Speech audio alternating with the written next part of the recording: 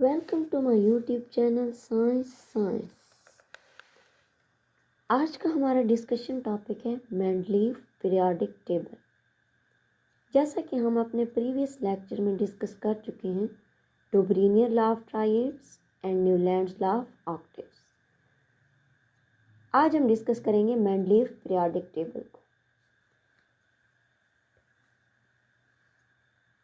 Periodic table की contribution के हवाले से मेंडलीव की जितनी भी तारीफ की जाए वो कम है।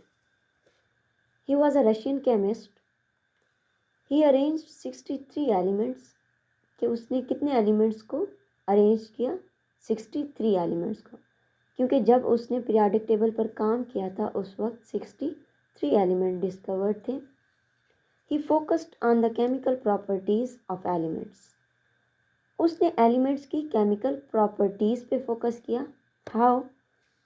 कि जितने भी एलिमेंट्स डिस्कवर्ड थे उसने उन एलिमेंट्स के आपस में केमिकल रिएक्शन करवाए, देन उन केमिकल रिएक्शन से उनकी केमिकल प्रॉपर्टीज़ निकाली और उन केमिकल प्रॉपर्टीज़ की बेस पर उसने एलिमेंट्स को क्या किया?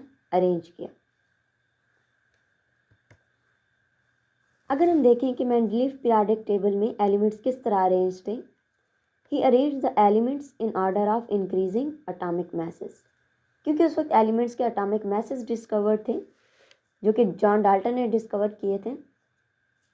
अब उन एलिमेंट्स को उस मेंडलीव ने अरेंज किया in order of their atomic masses, कि उनके इंक्रीजिंग एटॉमिक मैसेस की बेस पर एलिमेंट्स को अरेंज किया और अपना पीरियोडिक लॉ पेश किया। उसके पीरियोडिक लॉ के मुताबिक उसकी स्टेटमेंट क्या थी? Properties of the elements are the periodic functions of their atomic masses. Properties यानी chemical properties of the elements are the periodic functions. What does the term mean? Periodic function.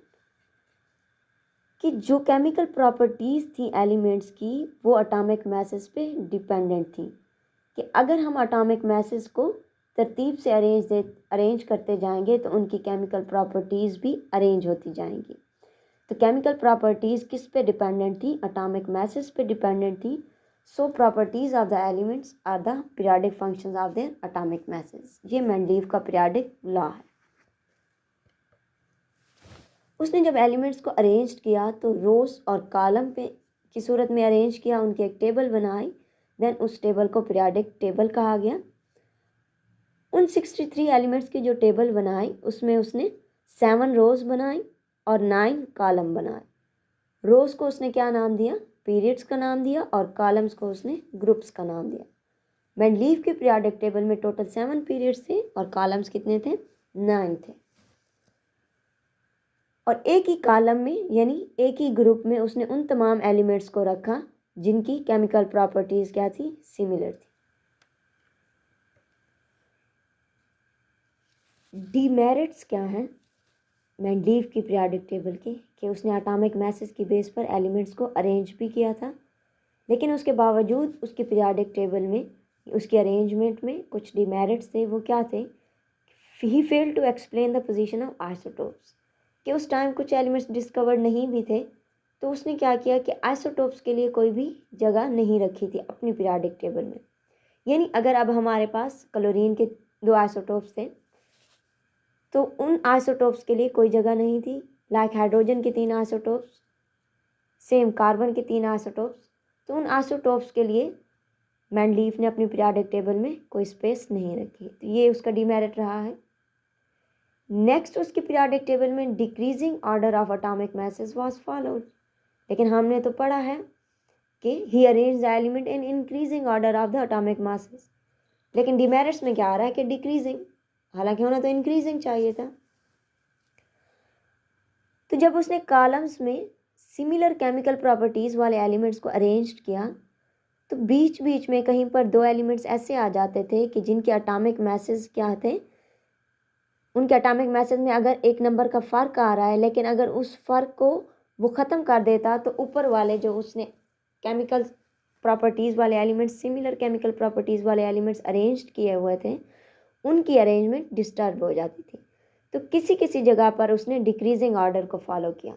Like अगर उस time की periodic table को हम देखें तो उसमें हमें जो पोजीशन नज़र आती है टेलोरियम और आयोडीन की। टेलोरियम का है हमारे पास एटॉमिक मास था 128 और आयोडीन का था 127। उसके पीरियोडिक लॉ के मुताबिक 127 आयोडीन को पहले आना चाहिए था और टेलोरियम को बाद में, लेकिन on the basis of chemical properties उसने क्या किया कि टेलोरियम को पहले रखा और आयोडीन को बाद में रखा। So decreasing order of atomic mass कहीं कहीं पर उसने फॉलो किया। तो इस चीज़ को एक्सेप्ट नहीं किया गया कि अगर आपने ये पॉइंट दिया है increasing order of atomic masses को, तो इसी को ही overall the periodic table follow होना चाहिए। तो ये उसके डिमेरिट्स रहे हैं। Thank you.